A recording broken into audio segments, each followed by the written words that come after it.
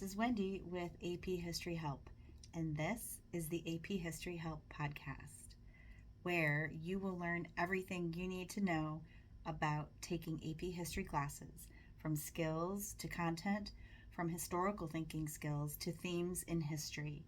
Whether you are taking or thinking about taking AP World History, AP US History, or AP European History, this podcast is for you. As we add more episodes, check out the episode list and show notes to find the topics that you need help with. Email me at wendy@aphistoryhelp.com with questions that I might answer on future episodes. You can also follow and interact with me on TikTok, Instagram, and YouTube at AP History Help. Today, I am going to talk about the choices you have for review books in AP History. It's hard to know which one is best for you. Maybe your friend gives you their old one and you're thinking, awesome, now I don't have to buy one. I'm here to recommend that you proceed with caution. Don't look a gift horse in the mouth, but also know what the limitations are of accepting a used review book that maybe doesn't have all the features that you're looking for. I have scoured and analyzed my top 5 review books for you in terms of what is the best about each one and what might be missing, and I'll even give you a ballpark cost for each. But first, if you listened to the last episode of AP History Help, you know I talked about note-taking in an AP course. Remember that there is not one hard and fast way to do it right, but you do need to do it. Also, you definitely want to handwrite your notes. Everything that is out there, and I mean everything, is saying that if you want to retain information, the best way is to physically take notes, is to handwrite your notes. So much for technology, right? But the brain is better activated, and handwritten notes are shown to increase your ability to focus and improve your memory. And with all the content in your AP history class, you can use all the help you can get. Anyway, if you missed episode 3, there is good information about the different way to take notes. So I recommend you go back and give it a listen. Now for this week's show. Why would you want to use your or your parents' hard-earned money to buy a book you're only going to need until the early part of May? There's a lot of reasons. The main reason might be that you really want to maximize your chances of passing the exam. All of the review books are geared toward covering the essential content and addressing the format and the expectations of the test. In your class, you are likely using one of those big, heavy, colorful textbooks that provide additional evidence to teach the various topics. Plus, the AP texts usually include documents for analysis. I'm not going to get into comparing the textbooks because 99.9% of the time, you don't have a choice in what book you use. Your teacher greets you on the first day and says, here, plop, here is your book. Don't write in it, other than to maybe put your name on the inside front cover. Make sure you do the reading, take notes, blah, blah, blah. And then you open it and maybe start reading it, and you're shaking with anxiety because, man, there's a lot of information in there. And you're thinking, how am I going to figure out what information is the most important? Enter a good review book. These books all take the content outlines from College Board and build on them. So the coverage is much more streamlined. Almost all of the books that I'm reviewing have an online app option, usually through Amazon's Kindle. And yes, the online version is cheaper, and if you have a phone or tablet, you can access it anywhere.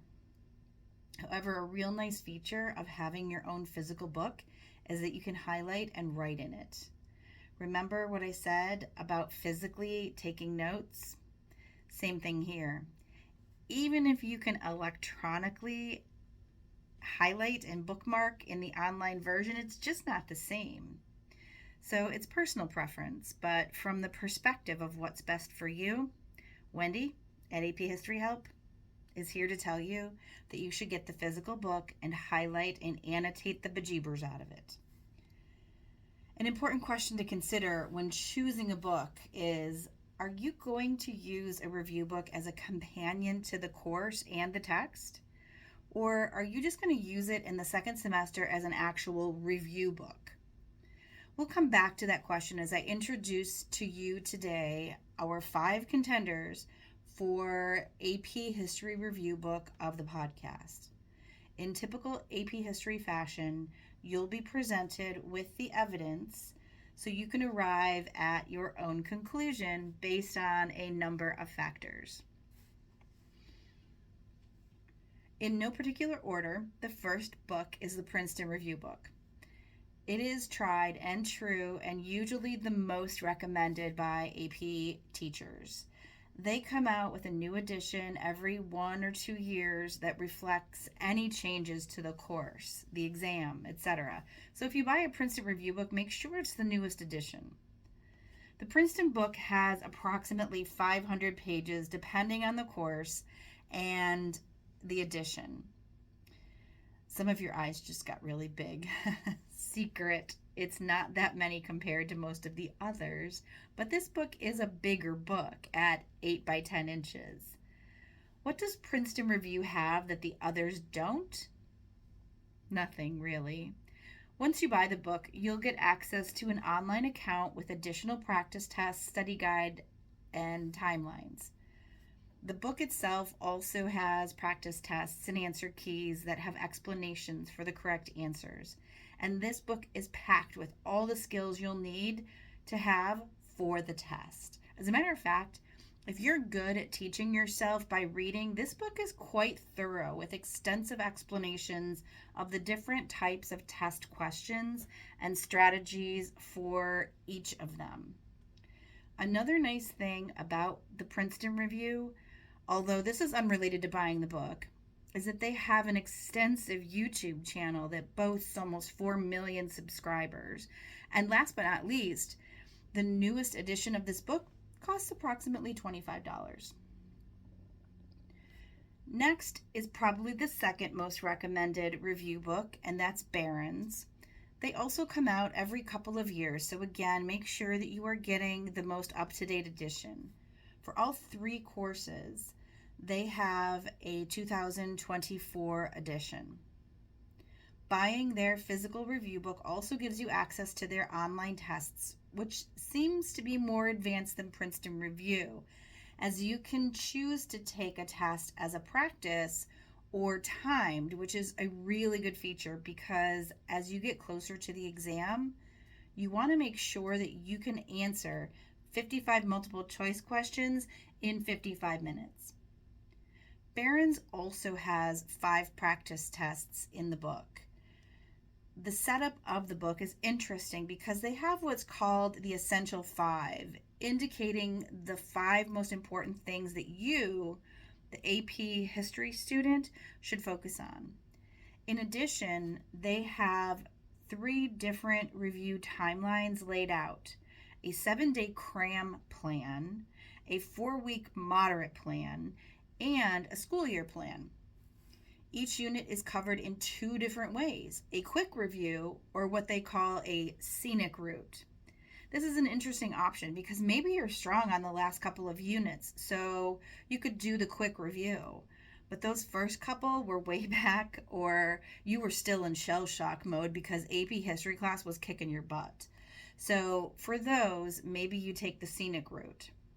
As far as covering the skills and test-taking strategies, they don't go super in-depth on how to, but instead provide sample responses and commentary on them. And last, Barron's is the same size as Princeton Review at 8 by 10 inches, but the AP World version comes in at 568 pages, so the others will be close to that, and the price would be right around $25. Remember, the only stupid question is the one not asked. Please send me your questions. Easy to remember my email address, Wendy at aphistoryhelp.com. And since you're holding back with the questions, I will substitute a productivity tool that I like to use. It is a calendar, a to do list, a reminder, basically my personal assistant. I color code things so I can tell the difference between my day job as a teacher, my tutoring commitments with AP history help, the classes I teach on OutSchool, and of course my personal life. It lets me snooze reminders for later or set up recurring events. I can access it from my computer, my phone, my tablet, or anywhere there is a device that has an internet connection.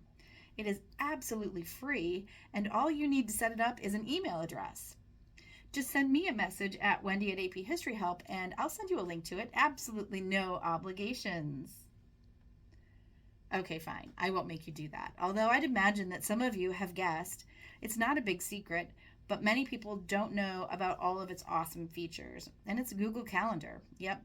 Download it from the App Store, Play Store, or on a computer, just go to calendar.google.com. It's always the first tab open on my laptop, and I have it on one of the display screens on my phone. All right, moving on to the next book. 5 Steps to a 5. The 5-step books literally have a 5-step plan for the perfect score. The 5 steps are first setting up your study program, then taking a diagnostic exam to determine your readiness. Third is developing the strategies that will help you on the test. Fourth, review the terms and concepts. And last is to build your confidence with practice exams. One thing I like is that they have practice questions sprinkled throughout the content, and the answer keys have explanations. But then, before moving on to the next topic, they have a rapid review for each unit or topic, so almost like a one-page study guide. So they are pretty thorough with content, but not so much with the test-taking strategies. A nice little perk is these change in continuity over time charts. So a nice little emphasis on the historical thinking that is a huge part of the AP History course. You get access to 3 practice tests, and they come out pretty much every year, and the book costs around $20. Last, depending on the course, there are 400 to 500 pages, and it's another 8 by 10 inch book. I should mention that they also have an elite edition that costs around $30, and it comes with 200 plus pages of additional content, 5-minute daily activities for reinforcing critical concepts that many AP teachers use as bell ringers in the classroom. And they also sell a 500 questions to know by test day. And as long as you get the newest versions of those, they are the AP style stimulus-based multiple choice questions. You can get one of those on Kindle for just $8. Be careful though, because the older versions are just fact-based multiple choice questions. The 4th book is the Crash Course book, and the Crash Course books have no connection to Crash Course YouTube series hosted by John Green. Unfortunately, because I feel like somehow he'd make it fun to use. This book is smaller, just 5 by 8 inches, and runs about mid-300s in pages. And it comes from the perspective of 7 keys for success and follows the key concepts from College Board and provides content in outline form. There is just one practice test that you access online, and it gives you data on your performance, ranking your knowledge of content as strong, medium, or weak. They initially cover the question types briefly, but go more in depth later in the book. They also touch on the themes of the history courses. Online, you'll find flashcard decks to help memorize factual information. This book only seems to come out with a new edition when there is a change in the course. So if you find one that came out in 2019, it might be the newest one. It is the cheaper of all of them at just $10 to $12. We've got one more book to go, but now is the time for Wendy Teaches History. I looked up at the calendar to see when this episode was going to air. Oh, okay, yeah, September 11th. It still amazes me that none of my students were alive for this, that when people of my generation talk about September 11th, 2001, we are telling you history. Here is my part of history. Early on the morning of Tuesday, September 11th, 2001, I was in a meeting with my team of teachers. We were lucky enough to have a common team time, and we met every day. It was an alternative school, and a team approach to educating our students made a big difference in their success. Our school was near Niagara Falls, New York, and over 600 miles away from New York City. Anyway, first a friend of mine, an art teacher, got a call. See, her brother worked in downtown Manhattan, and he was calling to say he was all right because there was some kind of an explosion. We were all concerned, but as far as we know, there was just some sort of accident. Not long after that, I was called to the office for a phone call, and my husband was on the other line telling me that 2 different planes had flown into both towers of the World Trade Center. What? That's not an accident. We are under attack. He was going to pick up our kids, one from daycare and one from elementary school. Me? No, I can't leave. If all the teachers leave, no one will be here to watch the students. Back in my classroom, I went. I taught 11th and 12th graders American history and U.S. government. I knew this was history happening in real time. One of those never forget where you were moments. We didn't have cable in our classrooms, but we did have internet and a radio. Meanwhile, rumors were flying about additional attacks, some true, some not, but we didn't know fact from fiction at that time. Who else? Where else? What else would be a target? What about military bases? The Niagara Falls Air Force Base was just a couple of miles down the road. The Niagara Falls power plant, which was responsible for powering pretty much the entire eastern seaboard, was just a little farther away. Would they be next? Should I go home? It was the quietest and most focused I had ever seen my students as we were watching internet footage. And then it came. A directive from our school superintendent saying we had to go to a media blackout. No more internet, no news, no more radio. Proceed as normal with your day.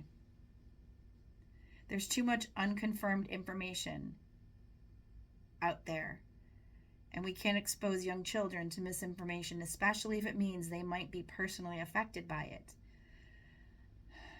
I understood, but I didn't. How could we just go on with our day? My students protested until the bell rang, and off they went to protest to the next teacher. And somehow I went on with my lesson plans. I remember little to nothing of the rest of the day.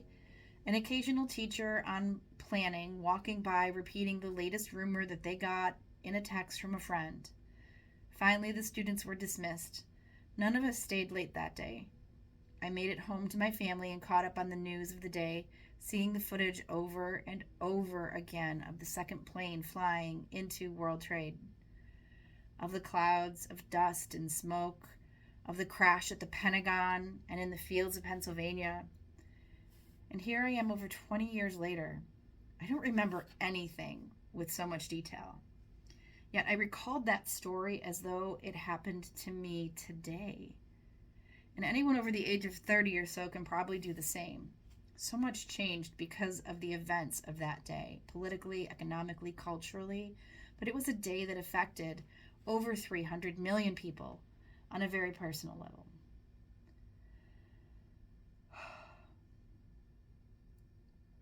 The last book I'm going to tell you about isn't really a review book.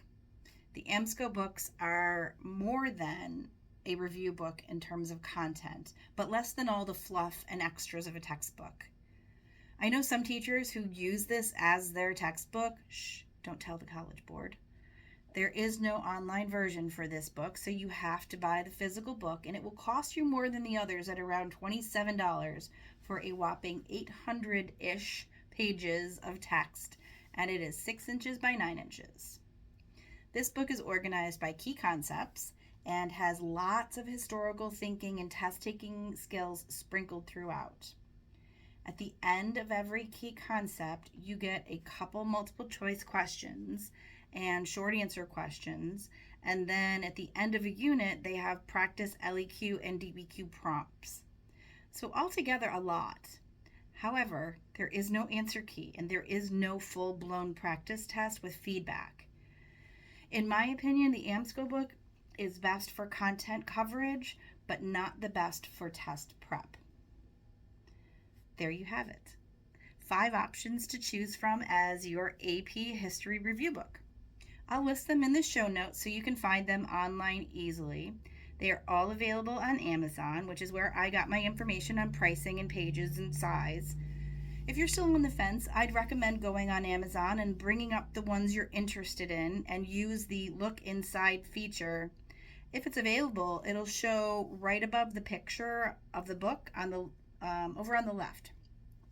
This will show you the table of contents as well as let you look at some of the pages.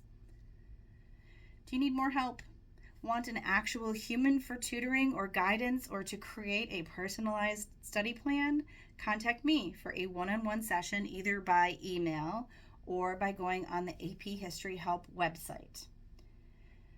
Okay, that will do it for this episode. Remember, a new episode comes out every other Monday. Stick with me for whatever help you need in your AP History course. I've got your back. Join me next episode as we take a look at some options for watching AP videos online. As much as I want you to hire me to teach you online, sometimes it's almost midnight and you're cramming, so I'll share what options are out there for you. Hit that follow or subscribe button so you'll be notified when that subsequent episode airs. Do me a favor and email me at wendy@aphistoryhelp.com if you have any questions or suggestions or just to tell me you listened or watched the show. That's wendy@aphistoryhelp.com. And or follow me on Instagram and TikTok at aphistoryhelp. Did you know the podcast also airs in video form on YouTube? The channel is The World is Your Classroom. I'll link to it in the show notes.